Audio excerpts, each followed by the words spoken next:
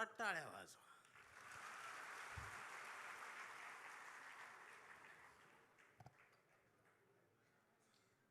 अंधार पडल्यावरच मला बोलवतात.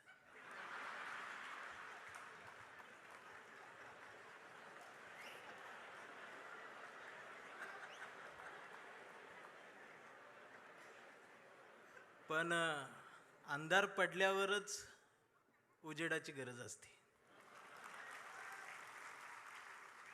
आणि मग मला यावं लागतं. मला मगाच कळलं तिकडं काळे कपडे घालून यायलाच परमिशन नाही.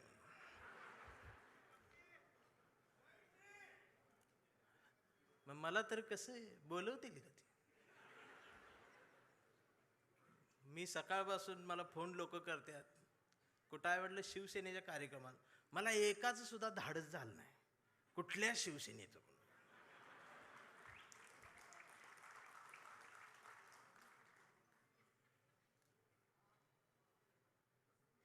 जमलेल्या माझ्या तमाम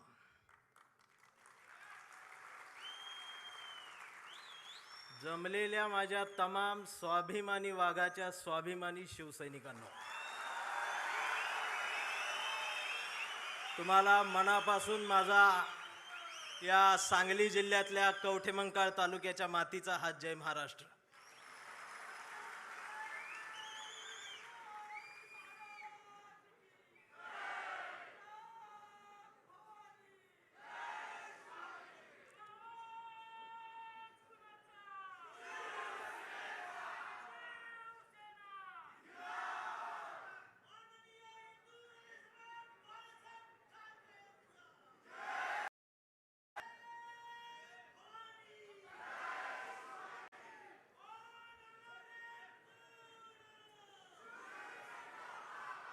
हा, आता मला बोलू दे, मला बोलू दे. मला टाइम दिलाय, त्यात तुम्हीच गिटल्यावर कसं आहे? ह्याच्यामुळेच मी काळा पडले.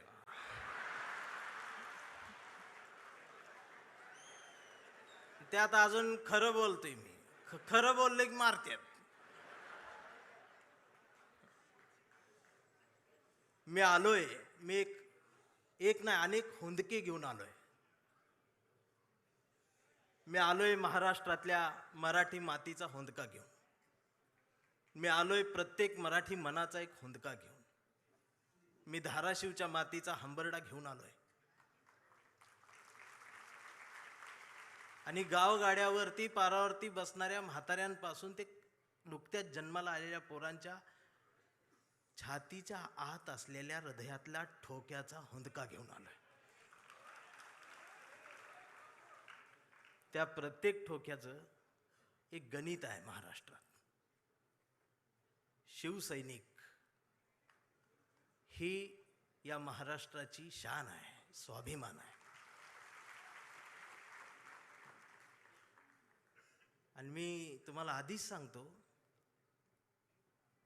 मी एक मराठी म्हणून सांगतो, तुम्हाला सगळ्यांना एक विसर पडलाय. शिवसेनेचा जन्म सत्तेसाठी कधीच झाला नव्हता. शिवसेनेचा जन्म इथल्या मराठी माणसाच्या अस्मितेसाठी झाला होता. त्यामुळं कोण गेलं कोण आलं यानं शिवसेना कधी संपली नाही आणि ती कधी संपणारही नाही.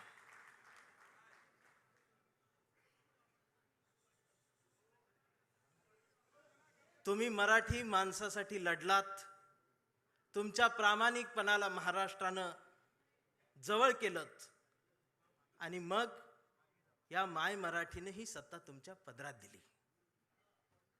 याचा विसर पडल्यामुळं बरीच गणित हल्लीत असं मला वाटतं.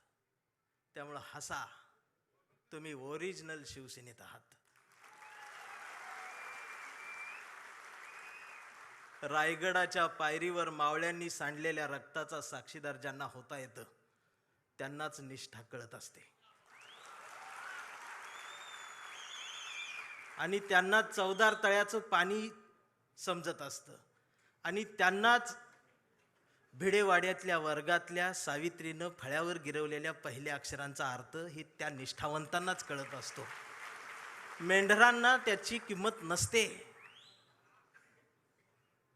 आणि असं बोलल्यावर मला मारते ती. खरं बोललं की मारते. मी बातम्या बघतोय साहेब 2 दिवस. लोक म्हणतायत साहेब भेटत नाहीत, साहेब जवळ येत नाहीत. मला प्रश्न पडला, कोरोनाचा काळ आठवला मी. तर आमची आजी टीव्ही बघत असायची, पण आजी घाबरत नव्हती. टीव्हीत फक्त उद्धव साहेबांनाच बघायची.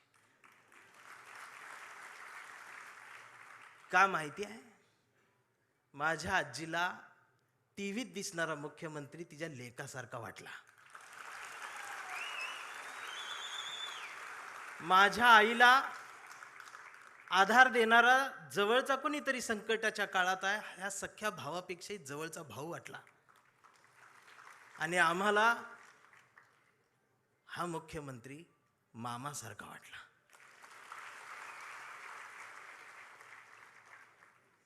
ही न भेटता सुद्धा नाती तयार झाली. आणि तुम्हाला देवेंद्रचं देवा भाऊ होण्यासाठी 1,500 वाटावे लागले.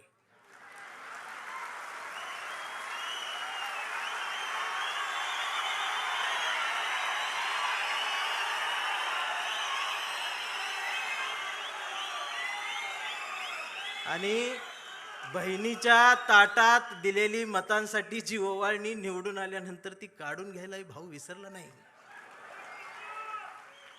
तुम्ही भाऊ झालात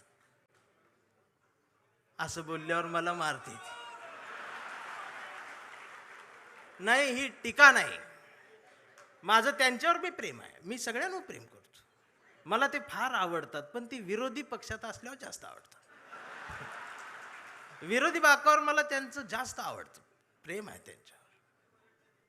इकडं आले ती तोडती ती फोडती ती. तोडा फोडा राजकारण करा. या राजकारणाची व्याख्या आता बदलली पाहिजे. माणसं जोडा, घडा आणि मराठी मन घडवा, हे सांगायला मी आलोय. काय आम्ही करून ठेवलंय? भस्म्या झाल्यासारखं काय चाललंय आमचं? एक तर काहीतरी होईल.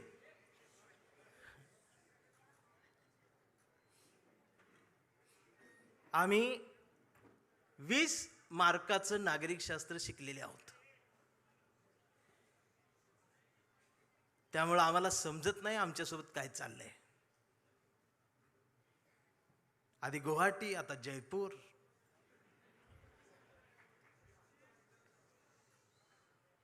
ह्यो मतदान केलेल्या प्रत्येक मतदाराचा अपमान आहे, लोकशाहीचा अपमान आहे, संविधानाचा अपमान आहे.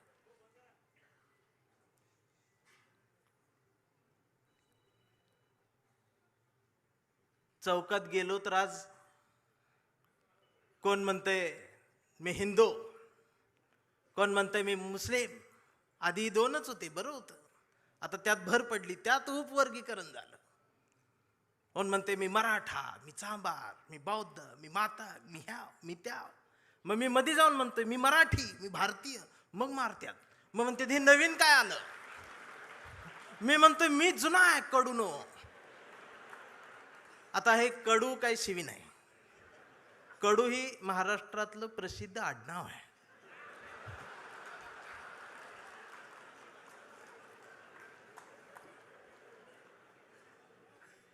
मी भारतीय म्हटल्यावर मारते. हे नवीन काय आलं? मी म्हणतोय मी जुना आहे, तुम्ही नवीन आहे, मग अजून मारते. भारतीय होऊन जगायला गेल्यानंतर मी मार खायला लागलो आणि काळा पडत चाललो. मी गोराच होतो आधी. पण या महाराष्ट्राच्या राजकारणाला वळणावर आणि एका रेषेत वळुंबा लावून जर कोणी उभं केलं असेल तर ते आदरणीय बाळासाहेब ठाकरेंनी एक अस्मिता दिली. मी सांगू, 2 मैत्रिणी रस्त्यानं निघालेल्या होत्या आणि रस्त्यानं जाता जाता एकीच्या पायाला ठेच लागली. रस्त्यावरचा दगड धारदार होता. तिचा ठेच लागली, तिच्या अंगठ्याचं नख निघालं आणि रक्त भळभळ व्हायला लागलं. पण तिनं अंगठ्याकडे नाही बघितलं, तर दगडाकडे बघितलं आणि हसलीन पुढं निघाली. दुसरीनं बघितलं, म्हणाली, वेडे, एवढा मोठा दगड पायाला लागला आणि हसतेस काय? ती म्हणाली, जाऊ दे ग, दे सोडून. पुन्हा हसली. ती म्हणाली, थांब, चिंदी तरी बांध, दवाखान्यात चल. हसतेस काय? एवढा मोठा दगड पायाला लागलाय. ती हसत म्हणाली, दे ग सोडून. तर ती पुन्हा हसत म्हणाली, अगं एवढा मोठा दगड पायाला लागलाय तरी सोडून दे कसं काय म्हणतेस? तिनं हसत उत्तर दिलं. ती म्हणाली, अगं माहेरच्याच वाटेवरचा दगड होता, त्याचं एवढं वाईट वाटून काय घ्यायचं? म्हणजे माहेरच्या वाटेवरच्या दगडावर प्रेम करणाऱ्या लेकूरवाळ्या माहेरवाशिनी पुरींचा हा महाराष्ट्र झाला. पण सासरवाडीच्या हायवेवर असणाऱ्या खडकावर प्रेम करणारा जावई, महाराष्ट्रात असे जावई दोनच झाले. मला बाळासाहेब का आवडतात खरं सांगू, आमच्या निखिल वागळे साहेबांना त्यांनी शेवटची मुलाखत दिली होती. मी ती अधूनमधून सारखी बघतो. आणि वागळे साहेबांनी त्यांना विचारलं, माची आठवण येते, पत्नीची आठवण येते? त्यावर बाळासाहेबजी भाऊक होत आहेत. पत्नीला मा म्हणणारा एवढा कणखर माणूस डोळ्यात पाणावतो आणि खिशातला फोटो दाखवतो.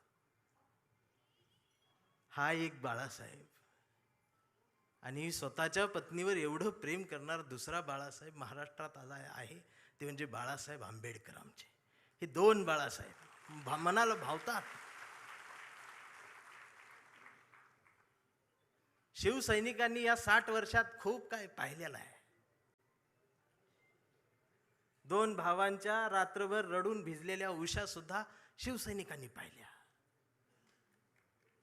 हृदयाला घाव घातले गेले, टाके तुटले गेले, शिवत राहिले. शिवसेना फाटली नाही, तुटली नाही, ती नेटानं उभीच राहिली. ती उभी राहणारच आहे. आणि मला माझ्याकडे आज बघितल्यानंतर बरेच मला म्हणतील की आज हा इकडं कसा, हा पुरोगामी चेहरा इकडं कसा? होय, मी आहे पुरोगामी, फुलेशाह आंबेडकरवादी, पण मी कट्टर नाही. माझं प्रतिगाम्यांवरती प्रेम आहे, माझं प्रत्येक माणसावर प्रेम आहे, माझं या देशावर प्रेम आहे, भारतावर प्रेम आहे, माय मराठी मातीवर प्रेम आहे.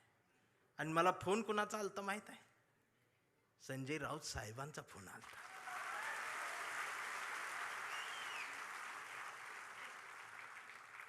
जर शेंडे आणि जानव्यातून मुक्त होऊन हिंदुत्व माझ्या कवितेला कुरवाळत असेल, जवळ घेत असेल, तर माझ्या सुद्धा मेंदूतले जाणवेंचे जानवे मी कुठपर्यंत जिवंत ठेवायचे हा विचार करून मी त्यांच्या हाकेला हाक देत आलोय.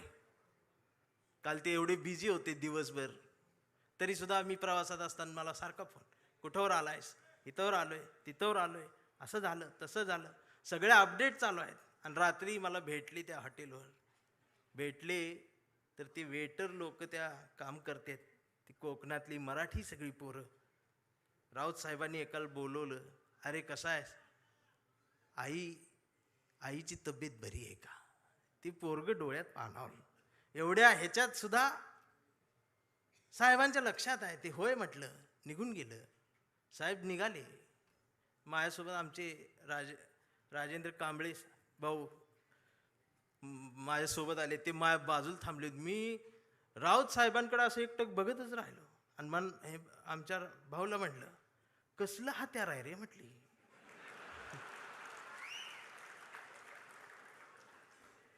आमचं राजाभाऊ म्हटलं, धारदार आहे.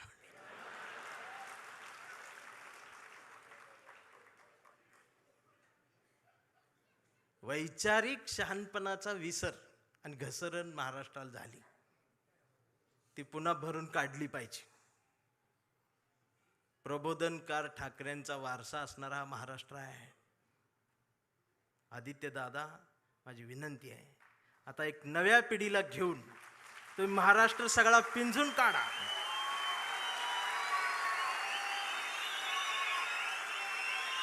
मुंबईत काय आहे काय नाही मला माहित नाही, पण मी महाराष्ट्र सगळा एसटीन फिरतोय. एसटीच्या खिडकीतून मी महाराष्ट्र बघतोय. गाव गाड्यावरती प्रबोधनकार ठाकरेंनी, बाळासाहेब ठाकरेंनी जे पेरलेलं आहे ते उगवलेलं आहे. त्याला जर त्यांच्या नातवानं पाणी घातलं ना,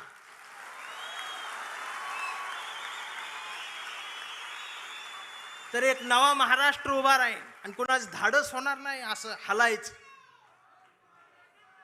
म्हणून आम्ही प्रेम करणारी माणसं आहोत. हा आवाज कायम असाच राहू द्या. महाराष्ट्राला याची गरज आहे.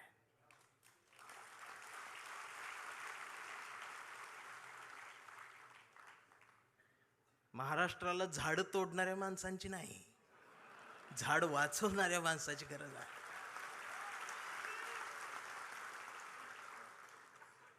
काय तोडलं पाहिजे? भविष्य दाखवण्यासाठी पुढे आलेला हात तोडला पाहिजे. भविष्य बघण्यासाठी उघडलेला डोळा फोडला पाहिजे. आम्ही गाडगे बाबांचा खराटा सोडला आणि बागेश्वर बाबाचं बोट धरलं.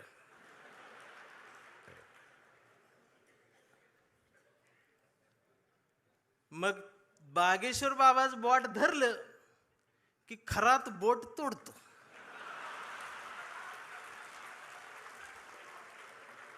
ही बोट तोडते ती. याला अनामिका म्हणतात हे मला तेव्हा कळलं. नाहीतर मी करंगळी जवळचं बोट एवढंच त्याला म्हणायचं. ही बोट तोडते ते.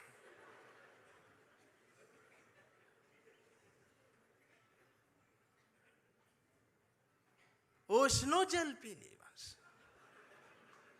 चिंचेतला चिचुका 3 लाखाला इकला त्यानं.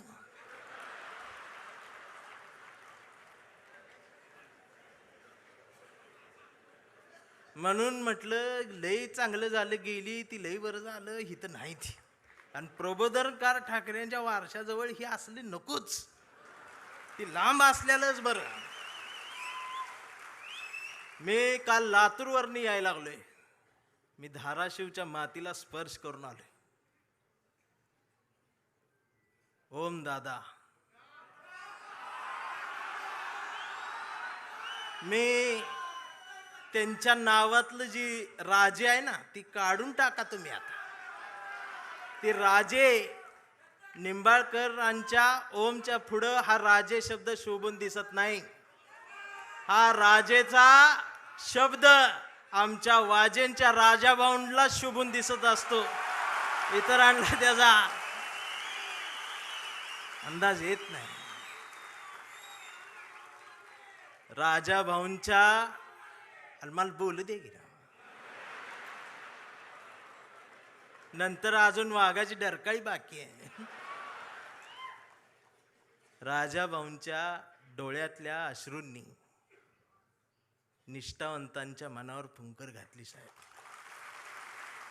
ह्यो जो तुम्ही संस्कार दिला, हा संस्कार फक्त शिवसैनिकांसाठी नाही, या आमच्या पिढीतल्या येणाऱ्या कितीतरी पिढ्यांना तुमच्या डोळ्यातले अश्रू खूप काही शिकवून जातील. आम्हाला जोडायचा आहे, माणूस जोडायचा आहे. स्वतःला मूल होत नाही म्हणून शेजाऱ्याला बोलवायचं आणि ऑपरेशन सक्सेस झालं की पेड वाटायला तिसरंच असते. मला गणितच कळना.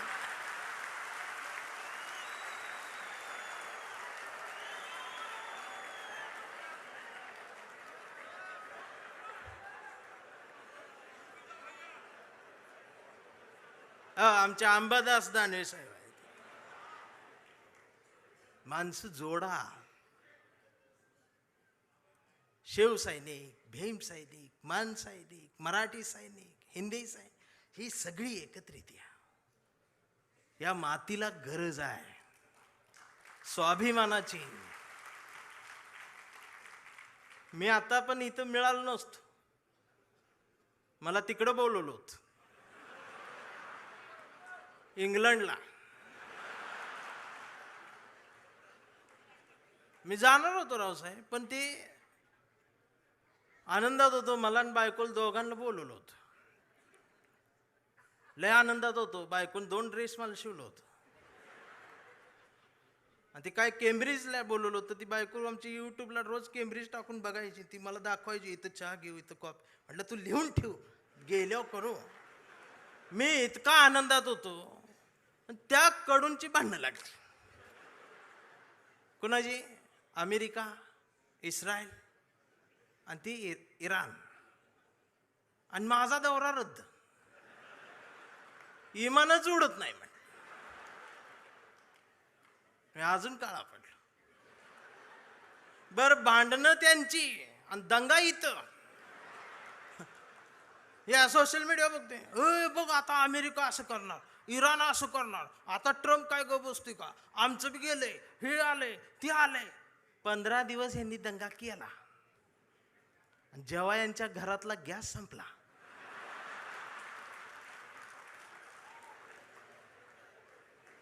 त्यावेळेला बीकॉम झालेली बायको पहिल्यांदाच चुलीजवळ आली. तिला काय चूल पेटना, मैंने युट्यूबवर चूल बघितली.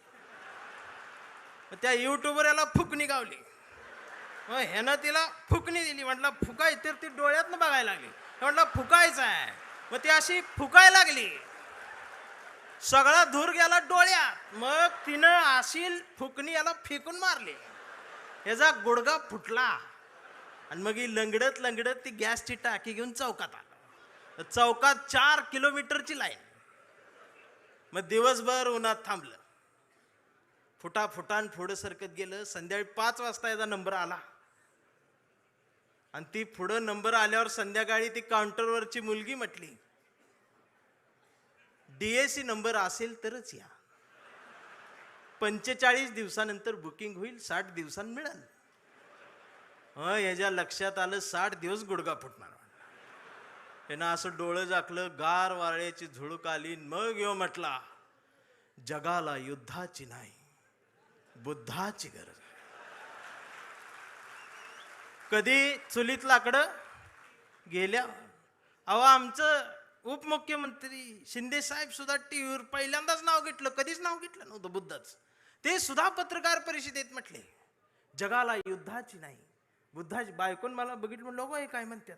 मी बघितलं तर ते खरंच म्हणत होते, बुद्धाची गरज आहे. मग मी डोकसं खाजवत म्हटलं, ह्यांच्या बी घरातला गॅस संपलेला आहे म्हणलं.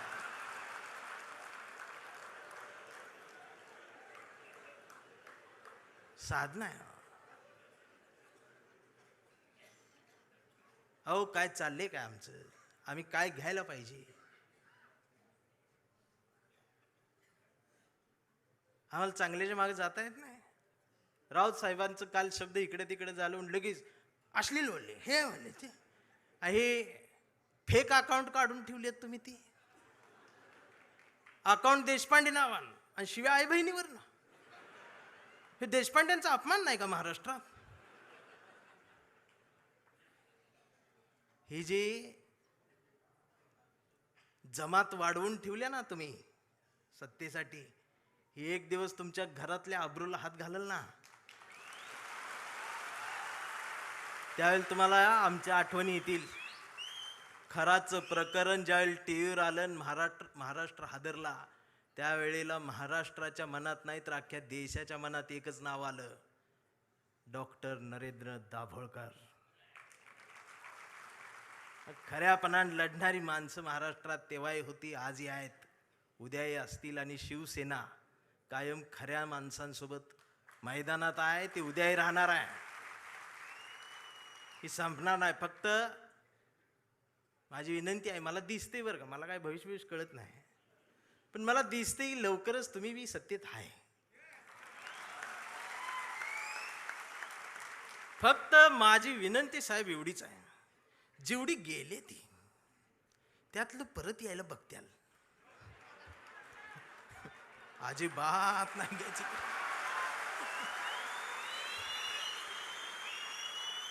पाया पडतेल येऊन. त्यांचं दुःख आहे हो, त्यांना तुम्ही शिव्या देऊ नका, मला माहित आहे. दररोज उद्घाटन करतात, दररोज सत्कार करतात, पण घरी गेल्यावर दार लावून रडतात. हे मग तर मलाच माहित आहे. दार लावून साहेबांचं नाव घेऊन रडतात. मी म्हणतोय त्यांना, मी येऊ खांदा द्यायला नको. मी काय भीत नाही, सत्तेला भीत नाही, पण मी एवढा आहे, मी माझी कविता घेऊन आलोय. पाखरांच्या चोची मधला घास व्हावी कविता, पहिला आणि शेवटचा श्वास व्हावी कविता, कोसळावेत थेंब भुईत मातीचा वास व्हावी कविता, उगवावा पिंपळ एक प्रवास व्हावी कविता, त्याच पिंपळाच्या सावलीला मानवतेचे गीत गाणारी बुद्ध व्हावी कविता, मी करावे पाखरांच्या हवाली तिला मग शुद्ध व्हावी कविता, हिंदूंच्या कंठामध्ये सलाम अलिकम सलाम व्हावी कविता, मुस्लिमांच्या भाळावरचा नाम व्हावी कविता, मंदिर मशीद बांधणाऱ्यांच्या कपाळाचा घाम व्हावी कविता, इंद्रायणीत तरलेला तुकाराम व्हावी कविता, आणि या देशाच्या मातीत विज्ञान पेरणारी अब्दुल कलाम ही व्हावी कविता. ही कविता प्रबोधनकार ठाकरेंच्या विचारांच्या वारसदारांकडूनच येऊ शकते. आमच्या लक्षात येत नाही. आम्ही कुणाजवळ जाऊन बसावं आणि कुठून उठून जावं, ह्याला ज्याला जमलं त्यालाच आयुष्य कळलं. जाणारच आहे ना एकदा तरी. काय राहणार आहे तुमचं? अख्ख्या महाराष्ट्राच्या मनावर राज्य करणारा, हृदयाच्या कप्प्यात बंद झालेला आमचा अजितदादा सारखा नेता अचानक गेलाच ना. काय नेलं सोबत? आणि दादा गेल्या दिवशी दुसऱ्या दिवशी कुटुंब शपथा घेत होतं पण मंत्रीपदाच्या. हा विनोद नाही, हा विनोद नाही, ही वेदना आहे, पर्याय नाही. काय राहते आमचं? आज कितीतरी अधिकारी भ्रष्टाचारात हे आहेत ते आहेत. समोर एखादं वंचित पिचलेलं येतं ना, त्याच्यासाठी कुणाचाच फोन येत नाही, त्याच्यासाठी कुणीच फोन करत नाही, त्याच्यासाठी कुणीच दबाव टाकत नाही. जर अधिकाऱ्यांनो तुम्ही फक्त त्याला बसवून पाणी प्यायला दिलं आणि कुणाचाच फोन न येतात जर त्याचं काम केलं ना, तर संध्याकाळी स्वाभिमानाची झोप लागते. याचा विसर पडला म्हणून बाळासाहेब ठाकरेंना कुंचला सोडून ही बोट उचलावं लागलं. प्रत्येक काळात बाळासाहेब कुठे येणार आहेत? त्यांचे विचार आहेत, आम्हाला ते घ्यायचं आहे. 40-50 वर्षापूर्वीचा जो शिवसैनिकाचा दरारा होता ना, तो दरारा पाहिजे मला परत मुंबईत आल्यावर. आवाज पाहिजे, त्याची नजर पाहिजे. छत्रपती शिवाजी महाराज, त्यांचं नाव घेऊन राजकारण. किती उंचीचा पुतळा, यावर तुमचं प्रेम. ती बी वाऱ्यान पडते आणि मग ती तुकडे होऊन पडतात आणि मग ही आमची लगेच रडते. महाराज, पुतळ्यात महाराजांना बघायची सवय लागली. हेच झालं ना आमच्या महापुरुषांच्या बाबतीत. अगदी 4-5 वर्षाસુધી महाराष्ट्रात सकाळ आली, शुभ शिव सकाळ, भगवा झेंडा आला असा. मी डोकसं खाजवत म्हटले, ही सकाळ कुठनं आली? म्हणजे आता महाराज येणार, उठा, आपली सकाळ झाली. मी कुणाला तरी चिडवण्यासाठी होती. मग दुसऱ्यानं बघितलं, ते म्हटलं त्यांची झाली, आपली कधी? हे म्हटलं कर आपली. मग निळा झेंडा, शिव भीम सकाळ, 11 वाजता.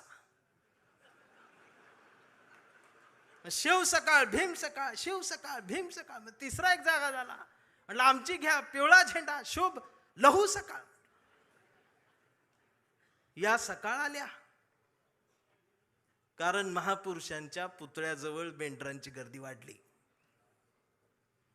ही पुतळ्याजवळ वाढलेली मेंढरांची गर्दी जोपर्यंत पुस्तकांजवळ, विचारांजवळ येणार नाही, तोपर्यंत ह्यांना काय कळणार आहे?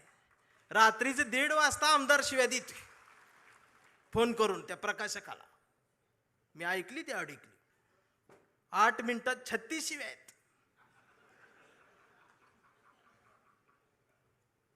स्ट्राईक रेट काढला तर 400चा आहे ते.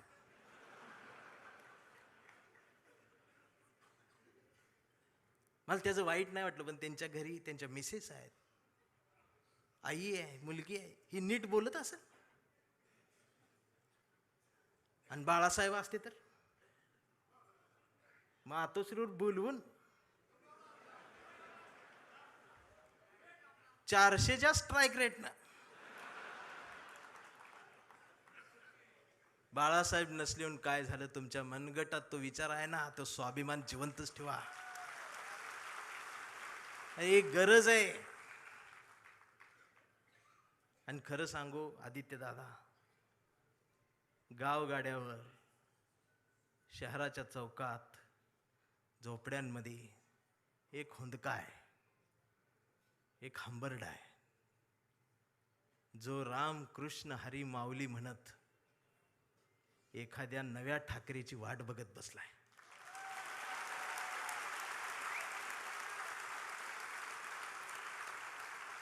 आणि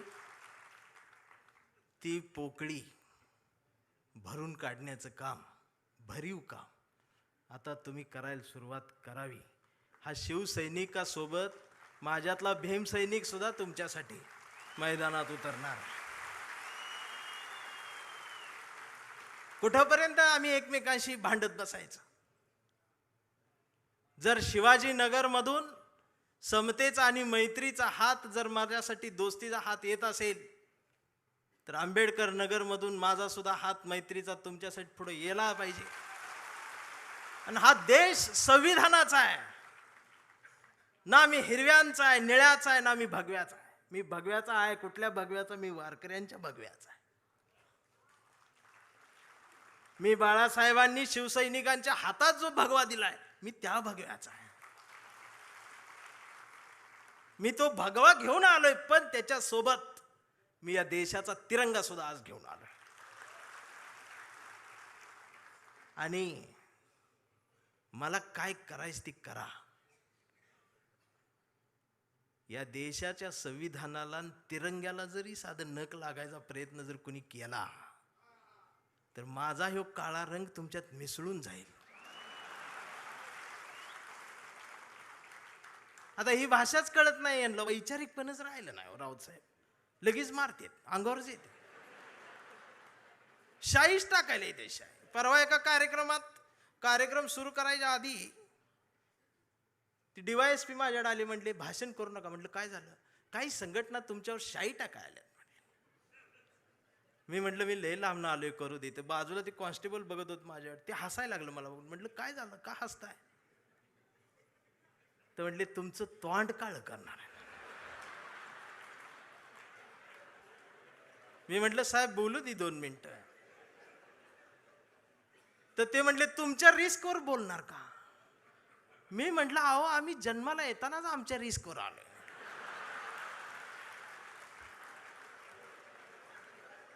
मी भाषणाची सुरुवात केली, म्हटलं जे कोणी शाई टाका आलेत त्यांना विनंती एवढी आहे, म्हटलं तुम्ही चुना आणा, अजून काय काळ करणार. हे जी घसरण झाली आमच्या शहाणपणाची, मी या मराठी मातीचा सांगावा घेऊन आलोय तुमच्यासाठी की तुमची गरज महाराष्ट्राला आहे. आणि महाराष्ट्र फक्त तुमचा आहे.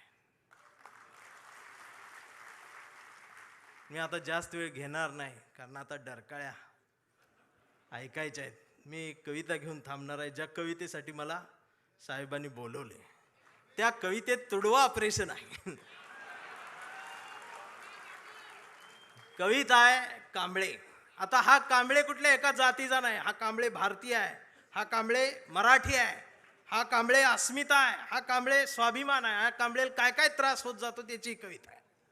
हा कांबळे शेंडीतून जानव्यातून मुक्त येऊन प्रबोधनकारांच्या जवळ आलेला आहे, फुले शाहू आंबेडकरांच्या जवळ आला, असा हा स्वाभिमानी आहे. की आमचा कांबळे लय हुशार, हे कधीच नाही रडला, नुसताच कांडला करून.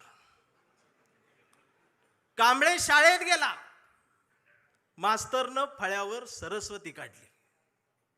कांबळे शाळेत गेला, मास्तरनं फळ्यावर सरस्वती काढली, पण कांबळेनं पाटीवर सावित्री काढली. मग मास्तरनं चिडून कांबळेला असा तुडवला, असा तुडवला, असा तुडवला, पण कांबळे नाही रडला, नुसताच कांडला करून. कांबळे वयात आला, विशीत आला, मिशीत आला, कांबळे गुलाबी झाला आणि तिच्या प्रेमात पडला. मग तिनं विचारली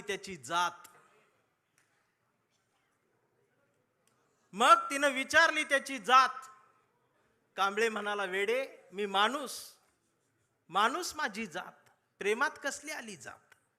मग माणूस माझी जात म्हटल्यावर तिनं बरोबर ओळखली जात.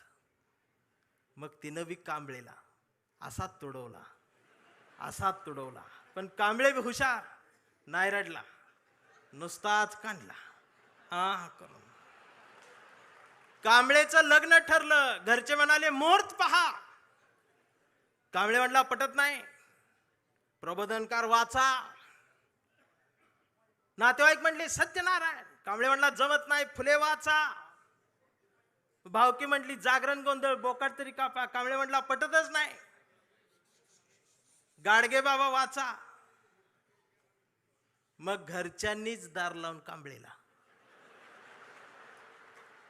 असा तुडवला, असा तुडवला, पण कांबळे बी हुशार, नाही रडला, नुसताच कांडला. इथं कोण शाई वगैरे लावा आले का? चुना ना. मग कांबळे अशा चळवळीत आला. सगळ्या चळवळी अशा गट तट फुटून बिटून गेले. कांबळेला वाईट वाटलं. कांबळे सगळ्यांना वाटला, सगळ्यांनी एकत्रित या, देश समजून घ्या, महाराष्ट्र समजून घ्या. दिवसभर बोंबलत राहिला. मग संध्याकाळी सगळे एकत्रित आले आणि एकत्रित येऊन आपल्याच कांबळेला, आपल्याच लोकांनी असा तुडवला, असा तुडवला, पण कांबळे बी हुशार, नाही रडला, नुसताच कांडला. आणि आता कांबळे शिवसैनिक झाला.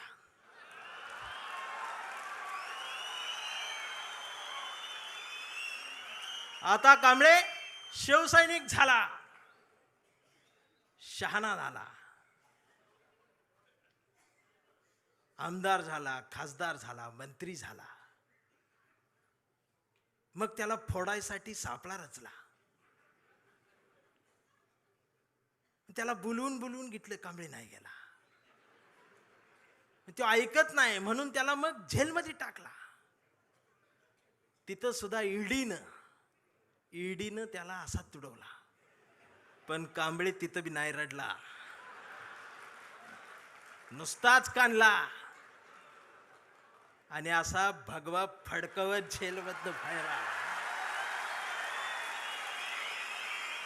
अरे महाराष्ट्राच्या इतिहासातला सुवर्ण अक्षरांनी, सोनेरी अक्षरांनी लिहिणारा जाणार तो इतिहास आहे. तो शिवसैनिक ज्या वेळेला न झुकता बाहेर आला ना, तेव्हा नाद नाही आमच्या रावसाहेबाला, नादच नाही.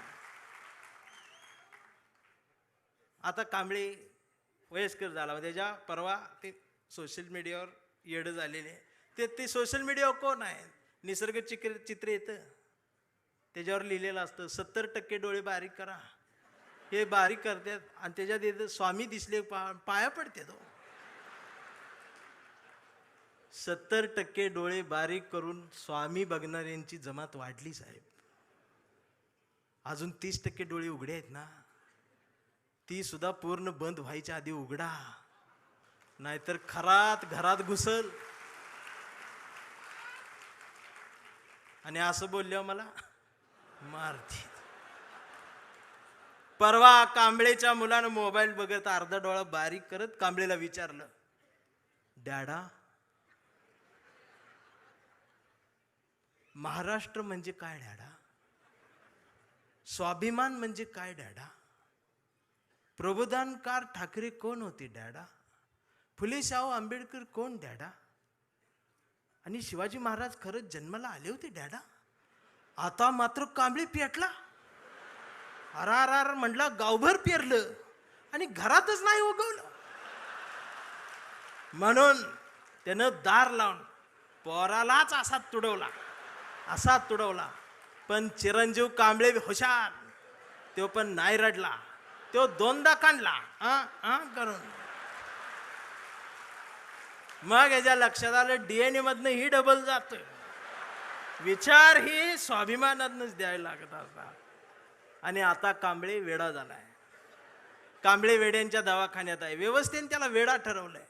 कांबळे वेड्यासारखं स्वाभिमान म्हणतो, कांबळे वेड्यासारखं निष्ठा म्हणतो, कांबळे वेड्यासारखं संघटन म्हणतो, कांबळे वेड्यासारखं मराठी म्हणतो, कांबळे वेड्यासारखं भारत म्हणतो, कांबळे वेड्यासारखं शिवराय ते भीमराय सांगतो. पण डॉक्टर सुद्धा कांबळेला शॉक देऊन तुडवतायत. पण कांबळे नाही रडत. तो नुसताच कंथी करून. हा कांबळे जोपर्यंत जिवंत आहे तोपर्यंत शिवसेना जिवंत राहणार आहे. हा कांबळे जोपर्यंत जिवंत आहे तोपर्यंत बाळासाहेब ठाकरे, फुले शाहू आंबेडकरी, मराठी माती, मराठी माणूस जिवंत राहणार आहे. एवढाच सांगावं घेऊन आलो होतो. जागर राहावा, दिवसा बी जागर राहावा, रात्री बी जागर राहावा. आणि पुन्हा तो दरारा मला पाहिजे. आणि आदित्य दादा, माझ्या कवठीमंकाळच्या मातीचं तुम्हाला सांगणं आहे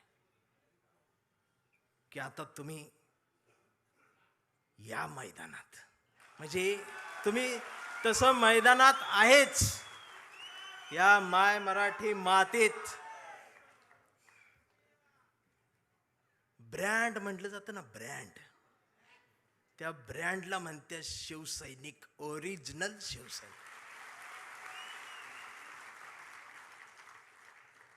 थांबताना एवढंच म्हणेन, आभारांचे भार कशाला, सत्तेचे हार कशाला, मनात एक घरट बांधूया या शिवसेनेचं, या शिवसेनेच्या घरट्याला दार कशाला.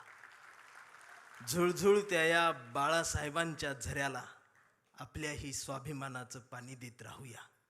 मिनमिनत्या या मासाहेबांच्या हृदयाच्या दिव्याला आपल्याही जगण्याचा उजेड देत राहूया.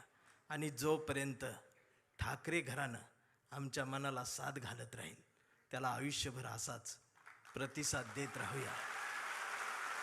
मी राऊत साहेबांच्या स्वाभिमानाला वंदन करतो. तुमच्या सर्व शिवसैनिकांना मनापासून जय महाराष्ट्र करतो. थांबताना हुंदका दाटून येतोय. एवढ्या मोठ्या स्टेजवर, एवढ्या मोठ्या प्रबोधन पीठावर मला उभं करण्याची संधी तुम्ही दिलीत. मी आभारी आहे. धन्यवाद.